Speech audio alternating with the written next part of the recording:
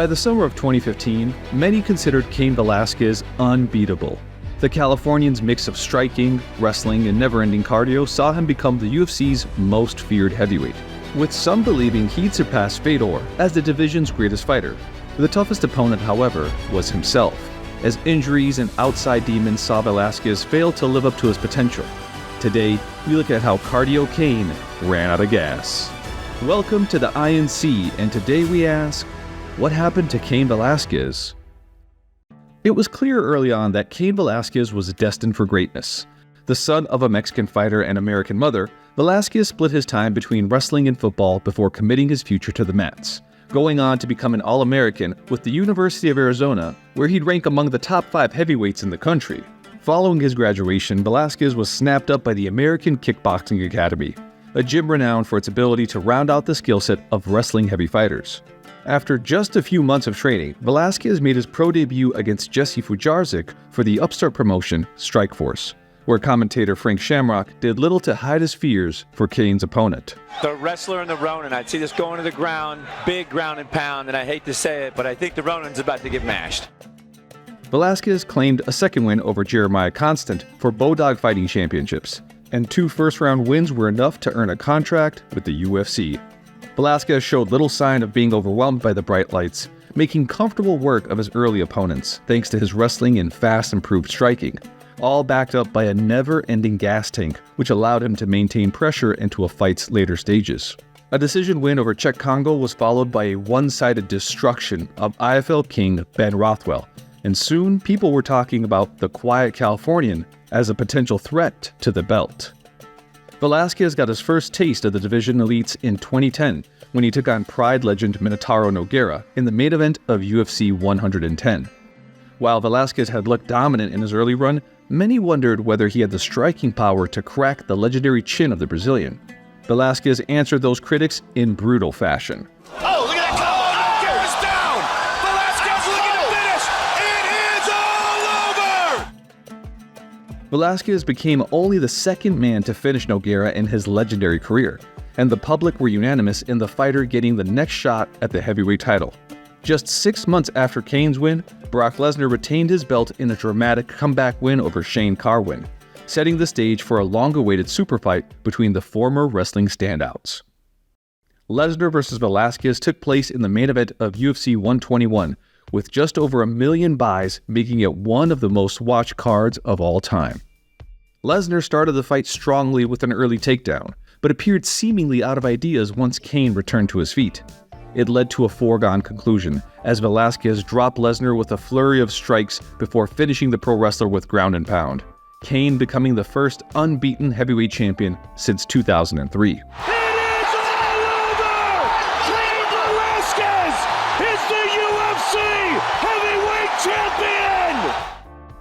Cain's win was seen as a changing of the guard at heavyweight, the smaller, more well-rounded fighter ending the super heavyweight era relying on size and brute strength.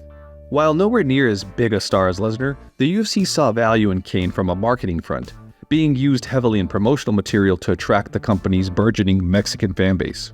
Cain's title win was made more impressive when it was revealed he suffered a torn rotator cuff midway through his bout with Lesnar.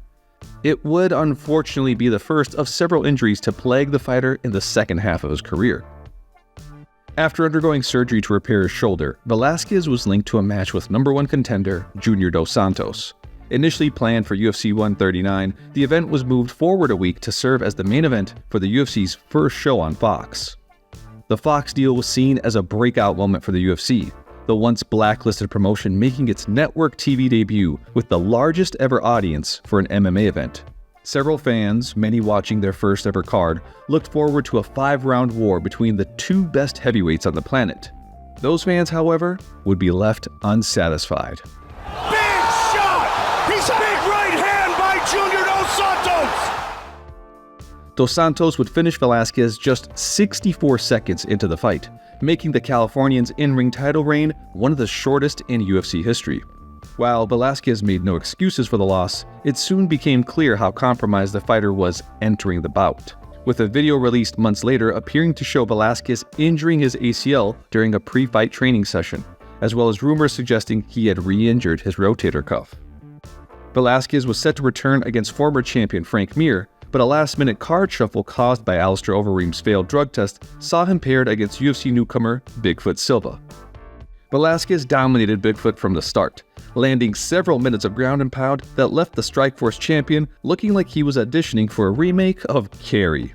Based on the dominance of Cain's win, the UFC broke with tradition and granted the fighter a rematch with Junior Dos Santos, believing Cain's injuries from the first meeting led to an inaccurate representation of the fighter's performance.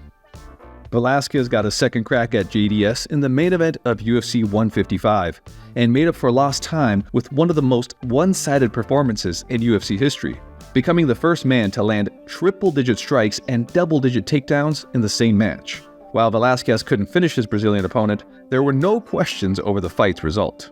Velasquez avenged the only loss in his career in dominating fashion. Velasquez made comfortable work of Bigfoot Silva in their rematch at UFC 160, before putting his Junior Dos Santos rivalry to bed in a trilogy bout 6 months later. By this point, Velasquez has seemingly answered all questions put before him. The blemish of the first JDS bout had been laid to rest, and fans started to wonder whether he'd surpass Fedor Emelianenko as the sport's greatest heavyweight. Behind the scenes, however, cracks continued to appear, as Velasquez was forced to undergo further surgery after re-injuring his shoulder. While the move frustrated fans eager for Cain to remain active, it allowed the UFC to find a worthy challenger to the champion's dominance. That came in the form of Fabricio Werdum. The grappling ace had failed during his first UFC run in 2008, but vast improvements to his striking saw him claim 7 wins from his past 8 bouts, securing his title shot after a one-sided win over Travis Browne at Fight Night Orlando. In 2014, Velasquez and Werdum were announced as coaches for the Latin American version of The Ultimate Fighter ahead of a planned title bout for the company's first event in Mexico.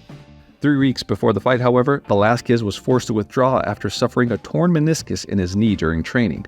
The ailments took a toll on Cain's relationship with the UFC, leading company president Dana White to criticize the fighters' aka training camp for their over-aggressive sparring methods. You know, you got Cain Velasquez, our heavyweight champion, who's always hurt. You know, those guys go to war every day. Like, he's training for a fight, and he's going to war with Daniel Cormier every day. That's not how it's done. Not anymore. You know, we need to educate a lot more. 18 months later, after last setting foot in the cage, Velasquez and Werdum finally squared off in the main event of UFC 188, again taking place in Mexico City. At 7,000 feet above sea level, Mexico poses one of the most unique challenges for an MMA fighter, with fighters forced to undergo extensive physical preparation to handle the high altitude. While Werdum built a 6-week training camp to adjust to the conditions, Velasquez arrived in Mexico 2 weeks out from the fight, confident his legendary cardio would hold up in the Mexican climate. It was a mistake he came to rue. While Velasquez found success with his characteristically hard pace, Werdum responded with knees and 1-2 combinations, and had begun to sap Cain's gas tank by the end of the second round. Werdum continued finding success with his striking throughout the third, forcing Cain to shoot for a takedown and straight into the trap of the Brazilian Jiu-Jitsu black belt. It is all over! Fabricio Werdum is the undisputed heavyweight champion! Werdum's win is considered one of the biggest upsets in heavyweight title history. With critics unanimous, the Brazilian's superior preparation played a key factor in the fight's result. It didn't stop Cain's fans, however, from disputing the outcome, infamously suggesting their fighter would have been victorious had the fight taken place at a lower altitude, birthing the sea-level Cain meme in the process. The UFC seemingly felt the same way. In December 2015, the UFC announced plans for a rematch between the two at UFC 196, only for Cain to again withdraw and force the UFC to scale the event to a TV card. It provided the last straw for the promotion, and by the time Werdum made his first title defense in May, he did so against rising star Stipe Miocic. Velasquez, meanwhile, was forced to settle for a match with Travis Browne at UFC 200, reminding fans of his old self in a one-sided win over the hard-hitting Hawaiian. Little did fans know, it would be Cain's last fight for 3 years.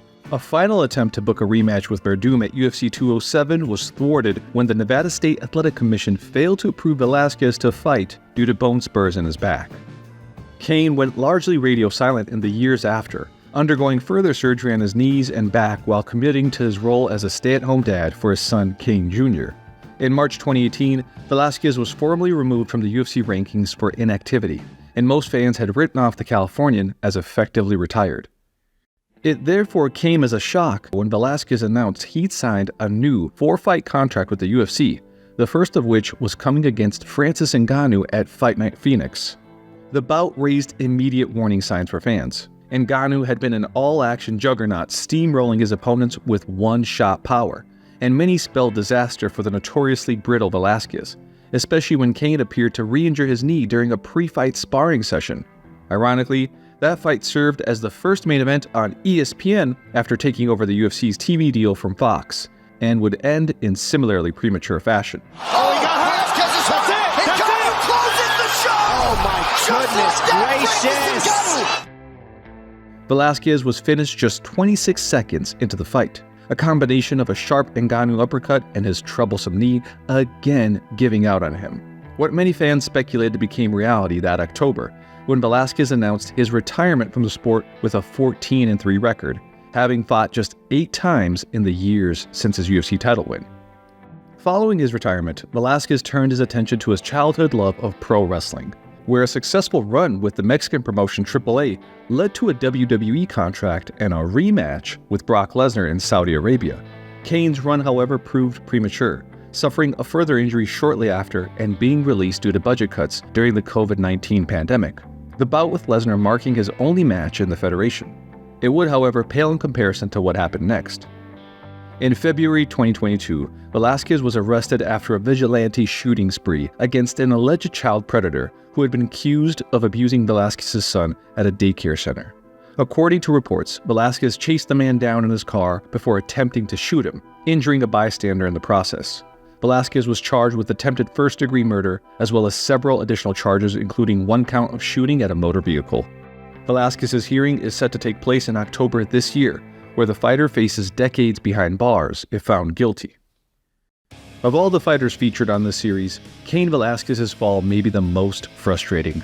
The fighter proved he had the skills to become one of the sport's most dominant champions, a remarkable achievement in a division as volatile as heavyweight.